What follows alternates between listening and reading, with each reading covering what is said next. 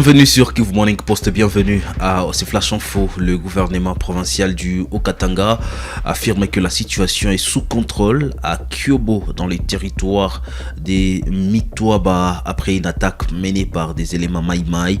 En mission sur place, le ministre provincial de l'Intérieur a évalué le dégât, apporter le soutien du gouvernement aux populations touchées et superviser la prise en charge de blessés.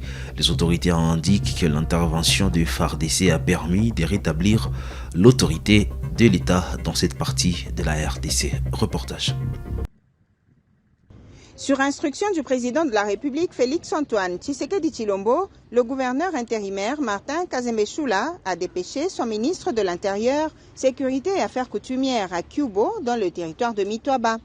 Accompagné de membres du Conseil provincial de sécurité, Jean-Jacques Kashibantambo est allé s'enquérir de la situation sécuritaire qui a prévalu dans cette partie de la province à la suite de l'attaque armée menée le week-end dernier par des éléments Maïmaï contre un cantonnement des FARDC à Kyobo. Selon le bilan provisoire, cette attaque a fait 10 morts, dont 2 militaires loyalistes et 8 civils. Les personnes blessées sont actuellement prises en charge dans une structure hospitalière. Dans le cadre des opérations de rétablissement de l'ordre public, les forces armées de la République démocratique du Congo ont interpellé une quinzaine de présumés assaillants. Ces derniers ont été transférés à Lubumbashi afin de répondre de leurs actes devant les juridictions compétentes. Les forces de sécurité ont également repéré les armes qui avaient été dérobées dans le magasin des FARDC. À l'issue de cette mission, le ministre provincial de l'Intérieur, Jean-Jacques Kashibantambo, a rassuré la population que l'ordre public est désormais rétabli à Kyobo. Il a salué le professionnalisme des forces de défense et de sécurité tout en appelant les habitants au calme, à la vigilance et à une collaboration étroite avec les services de sécurité. Le gouvernement provincial du Haut-Katanga, dirigé par Martin Kazembe Choula, réaffirme son engagement à garantir la sécurité des personnes et de leurs biens. Il souligne que les opérations de ratissage se poursuivent dans la zone afin de consolider le retour de la paix dans le territoire de Mitwaba, conformément à la vision du président de la République, Félix-Antoine Tshisekedi Tshilombo. Le maire de Goma, Désiré Ngabo Kisuba, a inspecté les travaux de pavage en cours sur les avenues Gravelias, Circulaire, Djakasadas et Bougainvilliers dans les quartiers Le Volcan. Il a constaté l'avancement des travaux du nivellement à la pose de bordures et de pavés produits localement. Ces chantiers réalisés avec l'appui de la mairie et la participation des riverains visent à améliorer les infrastructures urbaines et les cadres de vie des habitants. Rendez-vous dans une année. Batu bakuyake visiter Goma batonaka Goma isha kuona sura ingine ya moto. À l'époque juu balabala iweze kujengwa hivi, des fois la population venait vers l'État na l'État tena inaexige ma pourcentage mrefu.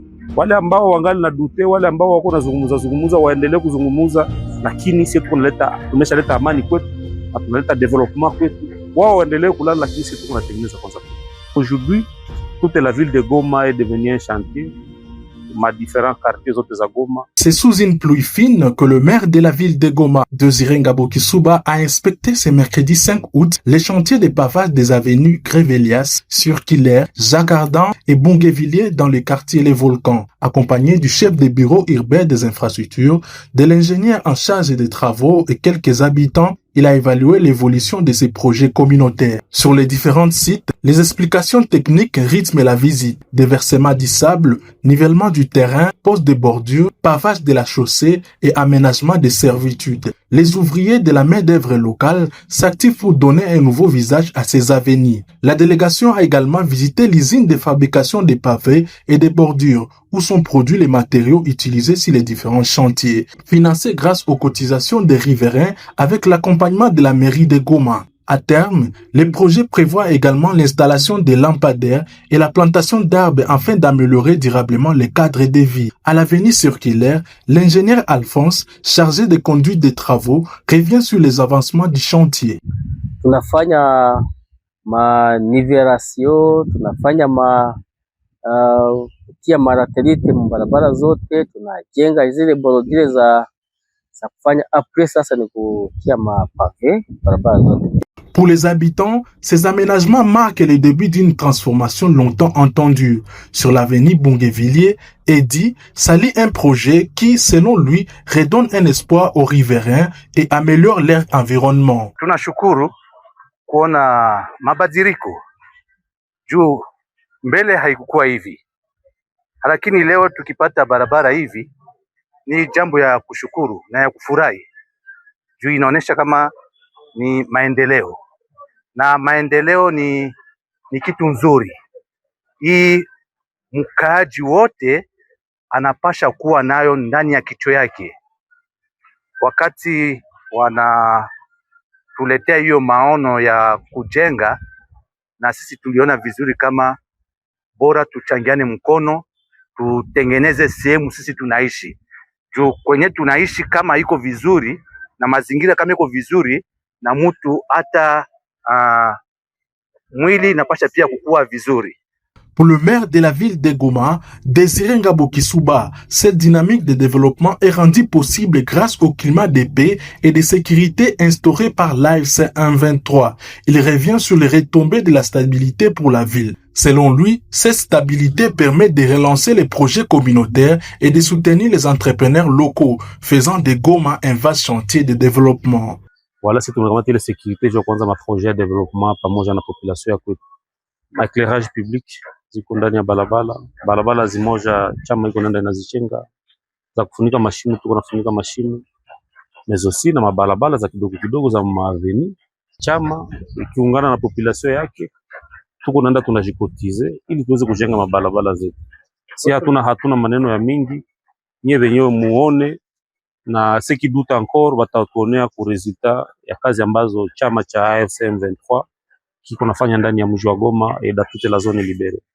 Ce sont des entreprises locales ndo ziko nenda zinaganye ma marché, mais aussi ça réduit le taux de chômage ya wajene ule kukala kwenye balabala, wanaenda wanapata kazi hapa, wako naenda wanatumika, na inawasaidia nao kuchunga majamaa zao. Matériaux de construction tuko naziproduire hapa Goma, si vile watoto ya mjini.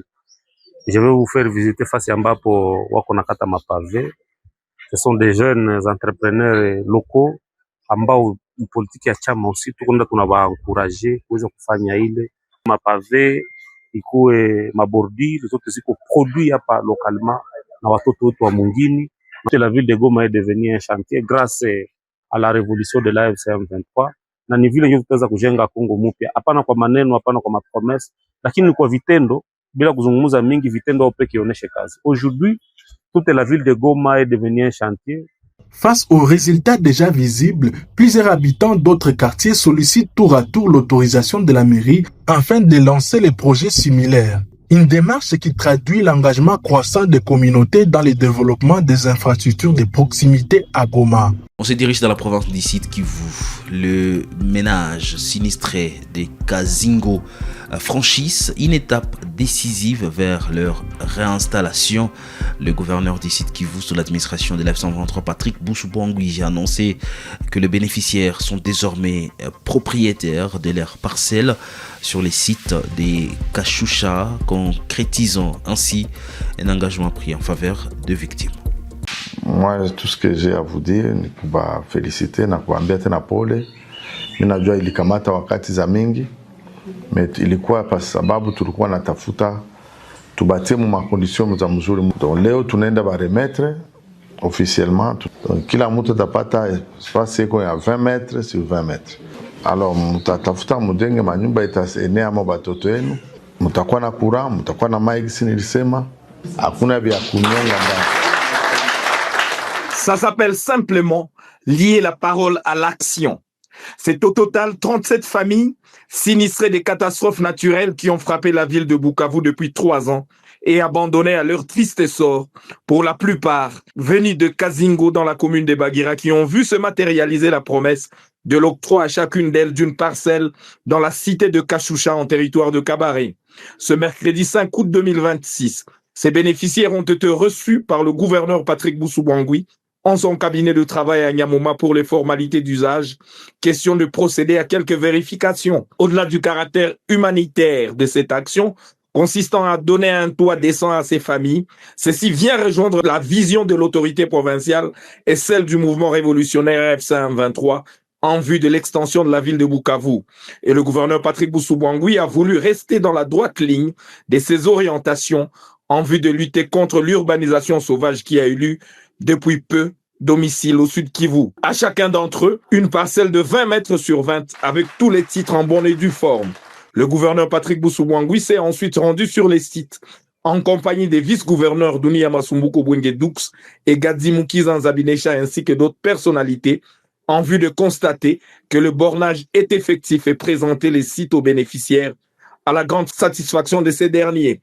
Hii miaka yote tunakuwa tukisumbuliwa sana, ukosefu wa fasi ya kulala, watoto wetu wanakuwa expose na maintemperi, na sisi kama vile wababa na wamama tunashindwa hata kufanya ile tunasema jamaa. Lakini kwa leo tunashukuru sana liwali wetu kuona alikubali kama hii malalamiko yetu, machozi yetu ambayo tulikuwa tuko nayo tumepata mahali pa kuikala. Maki à partir de maintenant tunakuwa shenjo benye ino parcelle hapa. Vraiment Mungu awabariki sana. Kona tulisumbuka sana juu tupate ma parcelle.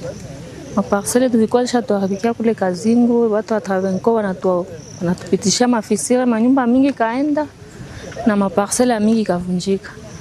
Chez tukakuwa basinistre, tukakuwa nangaika, mais leo vraiment Mungu awabariki gouverneur. Mungu amubariki sana. L'autorité provinciale a instruit les services cadastraux de mettre à contribution leur expertise en vue de lui présenter un plan d'aménagement de cette cité pour que les constructions qui y seront érigées respectent les normes urbanistiques requises. La Société nationale d'électricité SNEL ainsi que la Régie des eaux y ont également reçu des terrains façon de faciliter la desserte en eau et en électricité aux prochains habitants.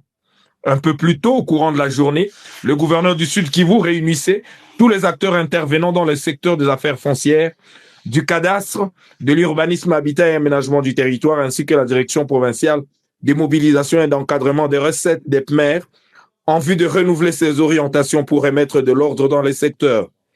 Le chef de l'exécutif provincial a constaté, non sans regret, le non-respect des dispositions de l'arrêté qu'il avait pris il y a 1 an, interdisant des morcellements des parcelles de moins de 20 mètres sur 20 à travers la province. Le gouverneur du Sud Kivu a durci le ton, annonçant des mesures plus drastiques à l'endroit des contrevenants. Pour siffler la fin de la récréation dans les secteurs, l'autorité provinciale conditionne désormais la validité de tout acte de vente après la signature du notaire.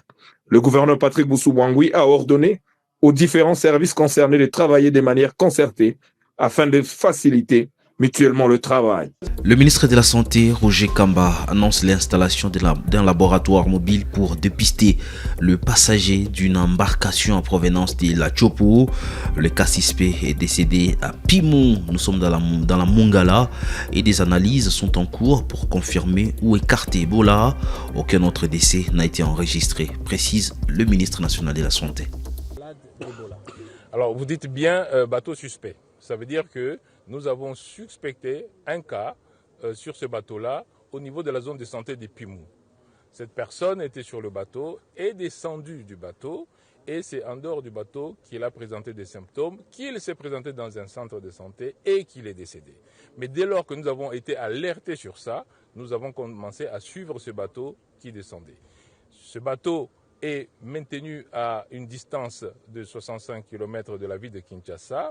Et c'est vraiment par prévention que nous le faisons. Je voudrais quand même ici déjà arrêter cette infodémie qui dit qu'il y a déjà eu 6 morts sur le bateau, 7 morts. Non, il y a eu... On parle de 7 morts et puis on parle de Pimou comme un village de Kinshasa alors que Pimou c'est dans la Mongala. C'est dans la Mongala, c'est vraiment dans la Mongala. C'est nous qui sommes prudents avec ce bateau, mais Pimou c'est dans la Mongala où l'incident se serait passé. Nous allons là tester tout le personnel parce qu'on est prudent, mais nous n'avons pas dit que c'était Ebola. Nous avons dit qu'il y a eu un cas suspect pour lequel nous sommes prudents par rapport à ce bateau. Je voudrais rassurer qu'il n'y a pas eu d'autres morts sur ce bateau pour que les personnes ne répètent pas ce qui s'est dit sur les réseaux sociaux. Il y a bel et bien un dispositif médical pour tester tous les passagers de ce bateau. Nous avons amené le professeur Mouyembe à côté de moi. Nous avons amené un laboratoire mobile qui est sur place pour tester tout le monde. Et c'est la fin, mesdames et messieurs, de ce Flash Info sur Kivu Morning Post. Merci à vous de l'avoir suivi.